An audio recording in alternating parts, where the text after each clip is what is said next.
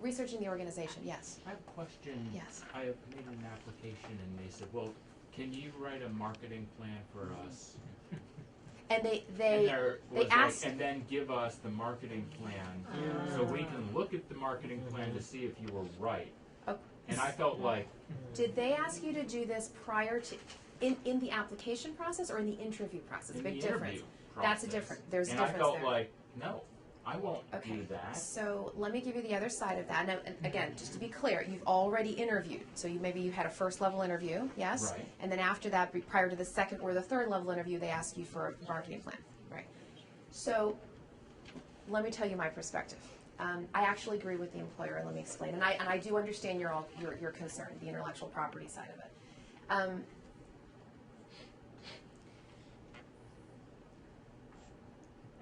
When an employer asks you to do any kind of homework assignment, it's not just marketing, whatever the situation is. And by the way, as a recruiter, I require this of my own candidates to do this, and I'll tell you why it actually makes sense.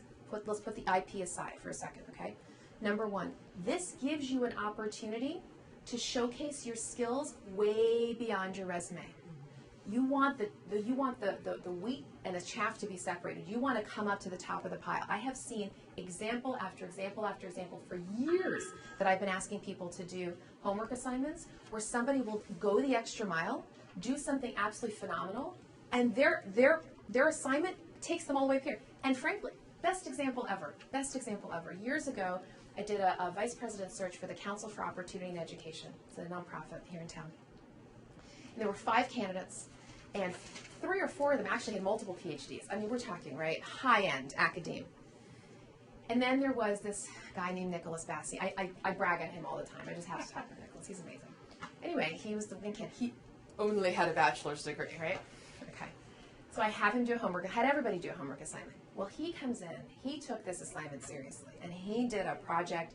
He even quoted the president of the organization. He developed a whole initiative. I mean, he just went for it. 5 minutes hadn't gone by after he left the interview when I got the call from the employer. We have to hire him. He's absolutely amazing. And he was. In fact, I'll just PS in his amazingness. 2 weeks after he got hired, he sends me the cover letter of Ebony magazine, top 50 potential black leaders in America. He was the 40 under 40. Yeah, he was one of those. Wow. No, he's ridiculous. He's just amazing. Okay, but he went the extra mile. Okay, and he did something that showcased, and that's just one of the reasons to do that. The second reason to do that is it gives you an opportunity to try the job on for size. Is this a job you actually want to do? When you get a chance to do a project, you're sitting there, you're tackling the real issues of this organization. You're wrapping your head around it. You're like, and you take a few hours. You're like, you know what? Is this the kind of thing I want to do every day? Okay, so that's the second reason. The third reason is it gives you talking points for the interview. Okay, because what happens is you start making that interview about the future, not just about your past-based experience. Wouldn't we all love an opportunity to show these people what we're capable of doing? Unless you're going to temp in the job, which who temps? I mean, you can't really, right? The interview is your only place to talk about it. And what does the employer end up doing? They ask you all of these questions about your resume, about what you've done for somebody else. And meanwhile, you're just like, but I want to show you how I can help you move the organization forward. And that project is a phenomenal way to do that. Because here's the thing. I'm going to run with this. So I actually have a slide on this, frankly. So we're jumping ahead here. Depending upon what the job is, yes, it could be a marketing plan. You could be in education or PR or lobbying. I mean, pick it. Pick your industry. Okay, you can do this for just about anything. I should say, pick your career field. And what you want to do is you want to think about, well, what are the actual goals of this organization? Now, hopefully in that first or second level interview and in your prep, you have done that kind of deep thinking. You want to know what their long and short-term goals are, not only for the organization but for the department. What's going on within that department? What do they actually want you to achieve? And can you put together an assignment that is any of the following? A SWOT analysis. Anybody know what SWOT is? Strengths, weaknesses, opportunities, and threats. SWOT. So you do basically a comparative analysis on the organization. You look at what are the strengths of this organization, the weakness, the opportunities, the threats. Could be for the organization, could be for the department in terms of the goals. You can actually do it in 4 boxes, which is how SWOT is typically done. You could come up with a proposed initiative, something that you created. an idea that you have, that you would this is how you would onboard yourself. And by the way, that is the fourth reason why this project is good. It becomes an onboarding document if you get the job. Okay? To me, all of those four reasons outweigh the potential risk of the intellectual property being stolen. Okay? I think it's worth the risk. That is my personal opinion. I've been recruiting for 20 years. I have seen more employers than not be very respectful of these documents and not steal. Okay? Are there ones who would? Yes. But you know what? There are people in the world who do all kinds of things. And I would rather, better to have loved the lost than never have loved it all. I would really encourage you to really think twice about this assignment because it really can benefit you. So, yes? Do you ever advise people to not put 100% of their ideas out there, but to have teasers for them? Absolutely. Sure. You don't have to lay everything out for sure. I mean, you want to do your best, but yes. They're not buying it. Absolutely. Yeah. No. And when I say proposed initiative, if you did that, do one, okay? And then you can have teasers of you're not going to spend 25 hours on this anyway, doing a full 25-page report.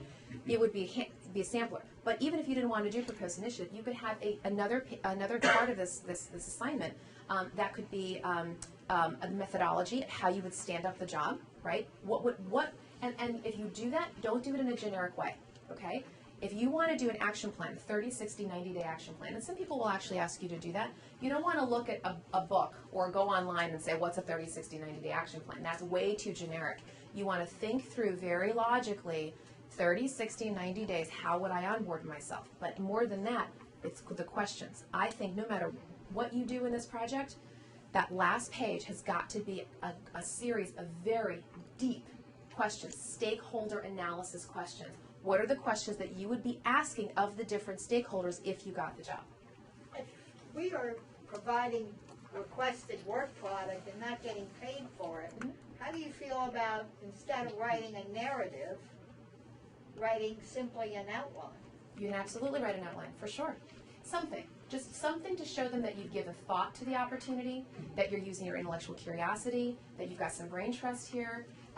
No, you don't have to make it. In fact, I wouldn't make it very, very long because they only have so much time. And by the way, in terms of how to format it, there are a couple main ways. You could either do a hard copy, and if you do that, I would do plastic bound, something very simple and elegant, or you can do PowerPoint.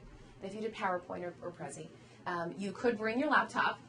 You could, but I think it's a little more elegant to just print them out, right, on the landscape paper, and just have a copy for you and a copy for the employer. But by the way, if you do this, now let me back up. If they've asked you to do it, if they've asked you to do to do this, then presumably they're going to have a time within the interview that they're going to allow you to talk about it for 15 minutes. And sometimes they actually have you do a stand-up presentation on it, particularly if it's the kind of job where you do have to do stand-up work. But even if they don't ask you to do one, I recommend you do one proactively. Now that will help you stand out leaps and bounds beyond your competition because no one's expecting it. But if you do that, please know, you have to let them know you're about to do it, right? So when you're scheduling that second interview, say, listen, I'm actually going to be preparing a little bit of a deliverable here, and would it be possible to carve out about 10 or 15 minutes within our interview so that I can present this, okay? So prepare them for it, because otherwise you don't want to shock them and they're expected to be with you for 45 minutes and you need an hour, okay? Okay. So researching, okay? So we talked a little bit about this. Looking at their corporate initiatives, deep dive in that website. I mean deep. I mean look page by page by page by page. Do not do a cursory glance. Try to understand the best that you can what's going on. Your position within the organizational chart. One of the ways to use LinkedIn, and next time in our next session, next month, we're going to do a whole LinkedIn training. But for now, I want to teach you a little bit about how you can sort of figure out where you are. So does anybody know how to do the advanced search feature on LinkedIn? Okay, a few of you. You want to write this down. Okay, so on your homepage of LinkedIn, you're on your homepage of LinkedIn, there is a search bar at the top. Okay? To the right of that search bar is the word advanced. Click on it. Click on the word advanced. That will open up LinkedIn's database. It's free. Free, we love free. There's a reason why to do subscription, but we'll talk about that next time. For now, it's free. In this database, of course, it has, fields. One of the fields on the left-hand side says company.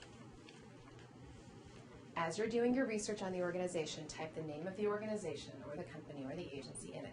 Now, of course, you want to do it, you want to do it both ways, the full way, the acronym, you know how we are around here. We've got a lot of alphabet soup, okay? So do it both ways, but I would put it in quotation marks just to make sure that LinkedIn finds it the way that it is, because you know how some companies have very similar names, okay? That's the step one. Step two, when you type in the company, a drop down will suddenly appear, and it will allow you to choose current, past, current, or past. You want to choose current. Why? You're looking for people who currently work within that organization. That's step two, okay? So put the name of the company in quotation marks, and then click on current, yeah. Sometimes I'm really interested in talking to somebody who used to work there. Great, that's a whole different Somebody reason. I know. That's a different reason altogether, for sure. You could do past if you wanted to intentionally call people from the past. But for now, to find your place in your org chart, do current. Then what will happen is a whole laundry list of people, hopefully. If you have a very wide network, this is one of the reasons why you want to expand your network. More people in your network, more likely it is you're going to be able to do your research well. Will come up, right, who work there. We'll start looking at their titles.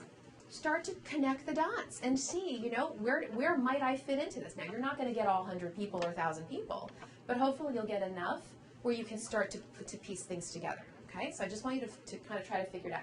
Now, if you're working for if you're applying for a nonprofit or an association, sometimes those organizations actually have the full staff list on their website because they are a nonprofit. Okay, corporate don't typically do that.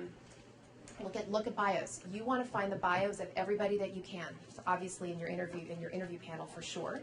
LinkedIn, again, great place to do that. I will tell you, there's a glitch in LinkedIn. If you try to put the name, if you use the database feature and you try to put the first name of the person in the first name field and the last name in the last name, unfortunately it doesn't work, and I don't know why. So it's better to use the regular search bar on the top of your homepage to put, Barbara Smith, right? And see who comes. Now, of course, there'll be a lot of Barbara Smiths that come up, but hopefully you can narrow it down to figure out who you're interviewing with. And then if you can find the strategic plan, read it. Okay, so you see a lot of different ways to do the